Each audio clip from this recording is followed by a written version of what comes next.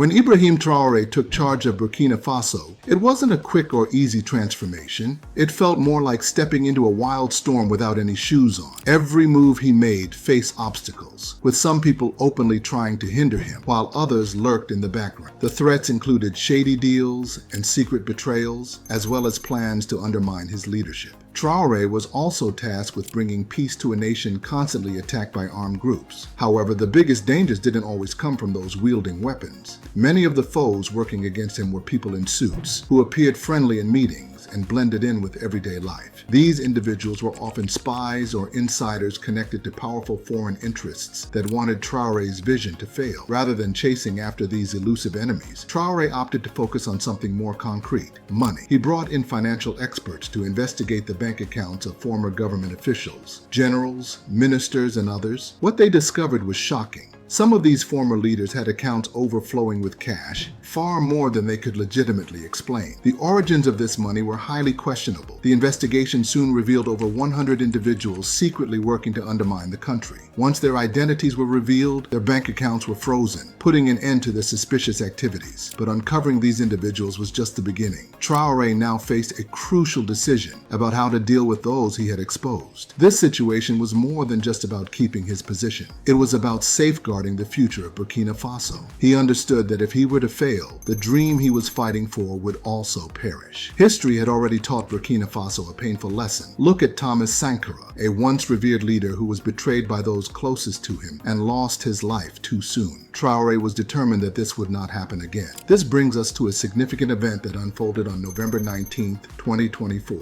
If you're still with us, you clearly care about this story. Do you believe the people of Burkina Faso are fortunate to have a leader like Ibrahim Traore? Share your thoughts in the comments below. Out of the blue, Dr. Abubakar Nakana Obo, the head of Burkina Faso's economy, made a surprising announcement that sent shockwaves across the nation. He signed a major order warning that anyone who financially supports the rebels, whether openly or behind the scenes, would face serious consequences. These rebels aren't just any fighters. They've repeatedly tried to remove Captain Ibrahim Traore, who is currently leading the country. Their goal is simple: create chaos, disrupt the government, and allow powerful outsiders to take control. But Traore's government isn't just sitting idly by. With the military's backing, they quickly froze the bank accounts of 2 organizations and a staggering 113 individuals. Just like that, their money was cut off and their activities were halted. What really surprised people, though, were the names on that list. Former insiders who once held significant power and were seen smiling alongside the leaders in public. One name that caught everyone's attention was Lieutenant Colonel Paul Henri Sandaogo Damiba. Yes, this is the same Damiba who ousted Burkina Faso's elected president in early 2022, only to be removed himself by Traore a few months later, forcing him to flee to Togo. Many thought he was finished, watching events from a distance. But now, it seems he's been involved in a secretive plan, allegedly sharing sensitive information with rebel groups and foreign agents who are trying to destabilize the country. Now the government wants him back for a trial, and talks are happening with Togo about returning him to Burkina Faso. However, it's uncertain if Togo will agree to this. And Damiba isn't the only prominent figure in trouble. This recent crackdown has uncovered a long list of influential individuals suspected of trying to undermine Traore's leadership from within. These aren't just people quietly complaining. They include former government officials, military leaders, media personalities, and influential politicians, all believed to be part of a hidden effort to weaken the government. Among them is General Djibril Bassol, a former foreign minister who was once a big name in both military and diplomatic fields, but is now in the spotlight for questionable alliances. Another notable figure is Alpha Bear, a former journalist turned politician, known for his way with words and deep media connections. Rumors suggest that someone has been manipulating events from behind the scenes, twisting stories, and turning people against the very government trying to stabilize the country. A man named Alpha Bear has been causing quite a stir with his connections to the media and his smooth way of speaking. Authorities believe he's been sending out messages that fuel anger and confusion, all without ever needing a weapon. However, he's not the only one under scrutiny. Ahmed Kaundas, who used to be a top commander in the Special Forces, is also in trouble. He's accused of secretly planning moves that could challenge Captain Traore's hold on power. Kaunda is reportedly not working alone. Others, like former military official Louise Didier Bamouni, are believed to be siding with him. Then there's Romeo Owl, suspected of being part of underground plots aimed at creating serious chaos for the government. But the situation goes beyond just these individuals. Captain Traore's government is looking at the bigger picture, targeting two powerful insurgent groups responsible for terrible violence.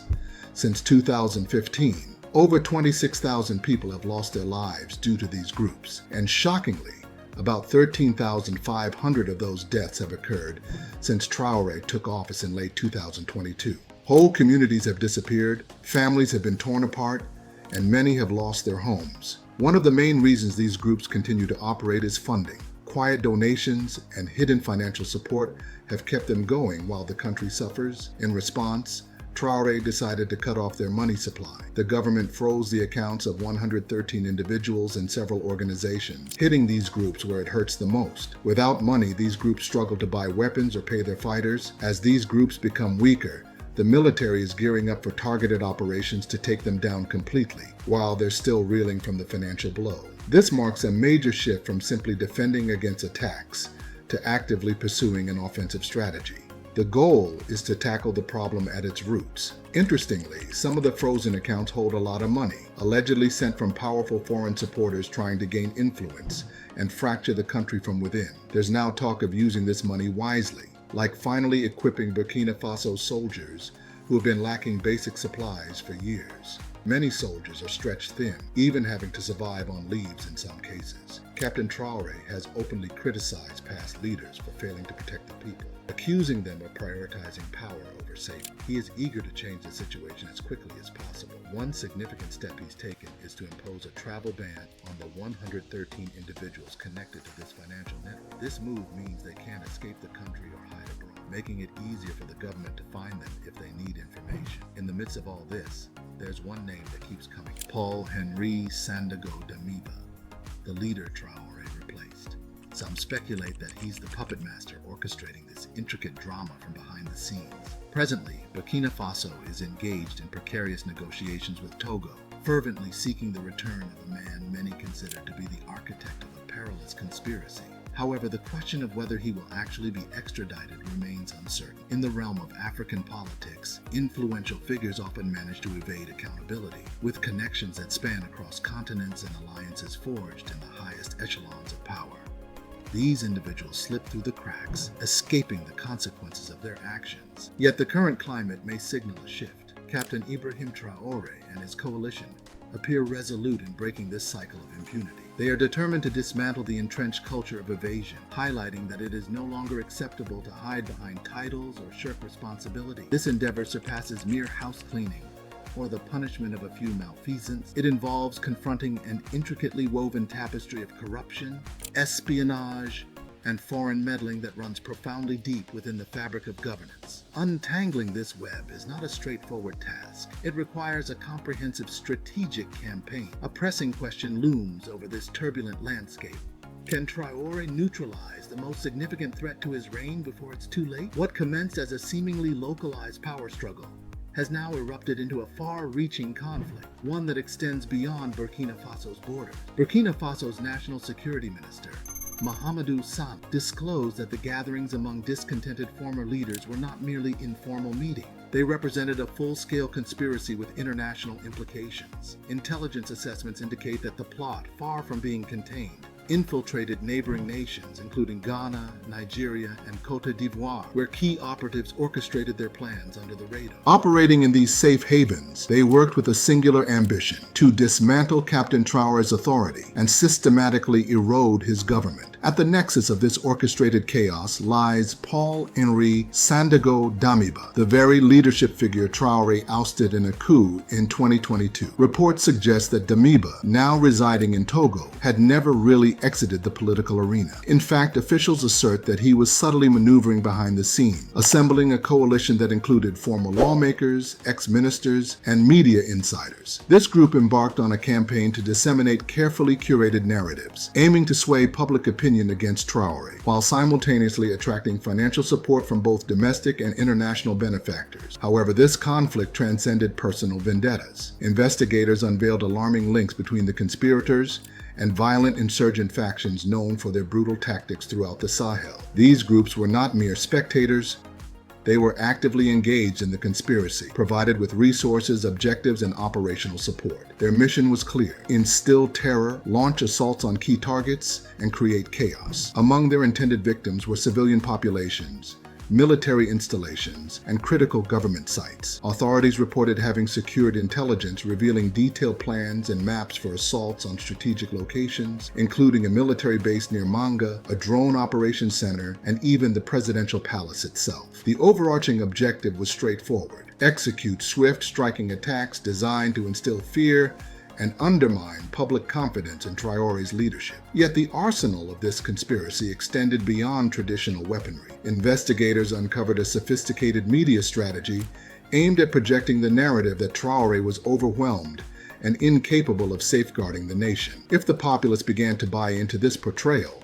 it could tip the scales of public opinion, prompting citizens to demand a change in leadership, opening the door for the conspirators to capitalize on the ensuing turmoil. The plan was designed to unfold in a specific way: incite violence, create fear, spark confusion, and ultimately make a power move. This wasn't just an ordinary political maneuver. It was a calculated game for power on an entirely different scale. It wasn't a hasty coup.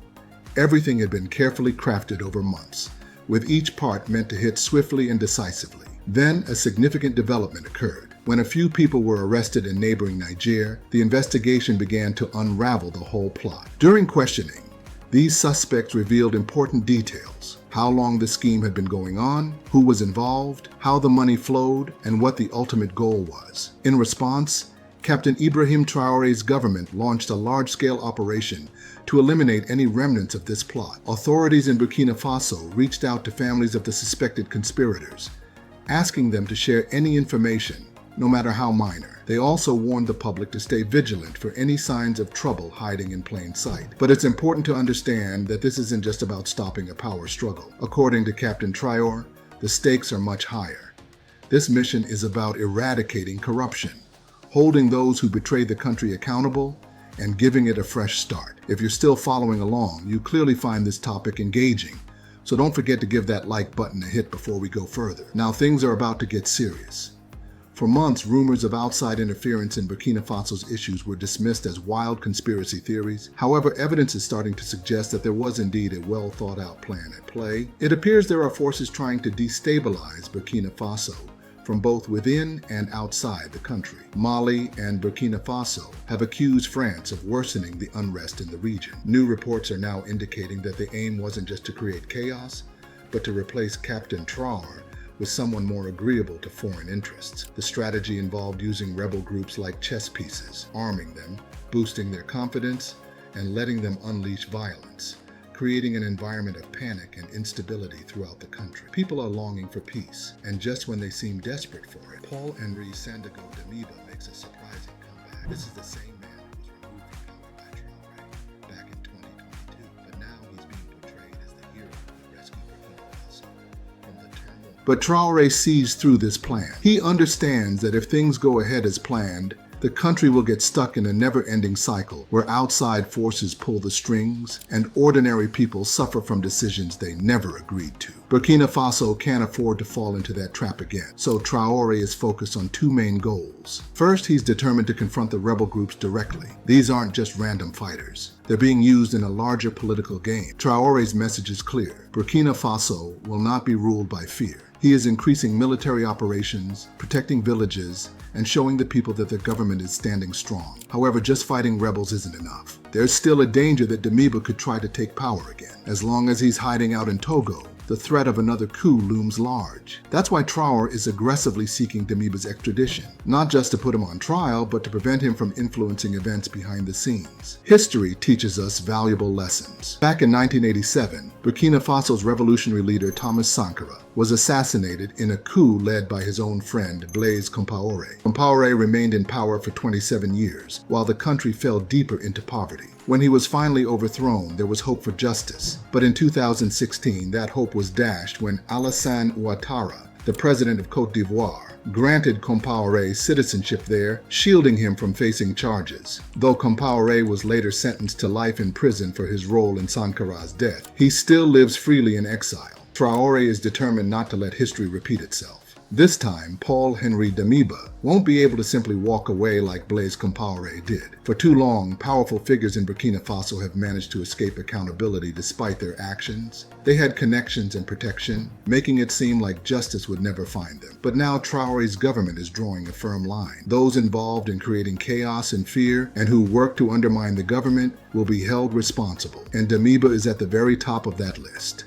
This situation extends beyond just arrests and frozen bank accounts. It has sparked a broader national conversation. A pivotal question being discussed is whether individuals who jeopardize national security should face the death penalty. Burkina Faso abolished capital punishment in 2018. However, following recent betrayals and the uncovering of a coup plot, some members of the military-led government are reconsidering this stance. They contend that when individuals attempt to destabilize a nation, leading to loss of life and disruption of peace, there should be significant consequences. The threats posed by this plot were undeniably severe. It was not merely a political maneuver. Those involved were planning ambushes, disseminating misinformation, and targeting civilians. Their intentions clearly pointed towards inciting violence to seize power. Rather than destabilizing Traore's leadership, the plot ironically strengthened his position. What was meant to be a covert plan to dislodge him ultimately revealed the identities of those engaged in deceitful tactics and exposed their hidden agendas. As a result, Traore has fortified his leadership and is now advancing substantial reforms designed to prevent such incidents in the future. The roles have shifted dramatically. Those who once operated in secrecy and believed themselves untouchable are now seeking to negotiate their positions in light of the emerging facts. Damiba,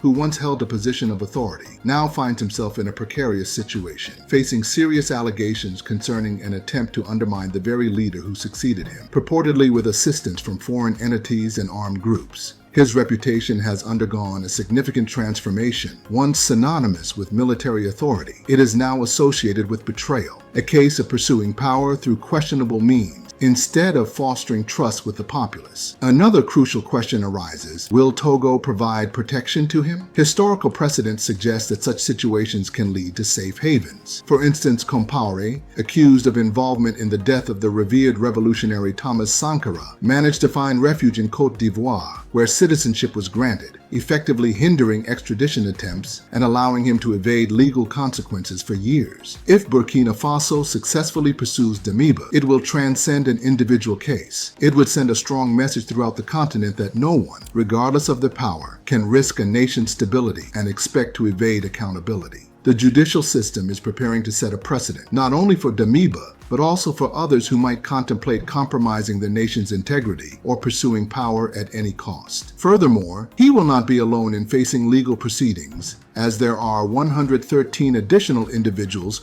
who have been arrested in conjunction with the plot, anticipated to undergo lengthy legal processes. The government's intentions are clear and resolute. The government has issued a stern warning to anyone involved in activities that threaten national security, including treason and espionage. Under Burkina Faso's Penal Code, Law 025-2018-AN outlines the serious repercussions for those found guilty of plotting against the state. These offenses, which encompass attempts to undermine the government, carry significant penalties, typically resulting in long prison sentences. In 2018, Burkina Faso abolished the death penalty, a decision aimed at promoting a more humane approach to justice. However, this move is now facing scrutiny following the revelation of a large-scale conspiracy involving over 100 individuals, including both insiders and foreign supporters, aimed at destabilizing the government. This situation has prompted some officials to argue that the severity of the punishment should reflect the gravity of the crimes committed, suggesting that reinstating the death penalty might serve as a deterrent against future betrayals. The debate centers around whether reintroducing capital punishment is necessary to prevent potential conspiracies. Some advocate for the death penalty as a measure to effectively deter wrongdoing, while others argue that life imprisonment can be a sufficient and just response that aligns with the country's recent progress in human rights. President Ibrahim Traore has expressed his commitment to maintaining national stability and has indicated that he will not tolerate anyone within his government conspiring against the nation.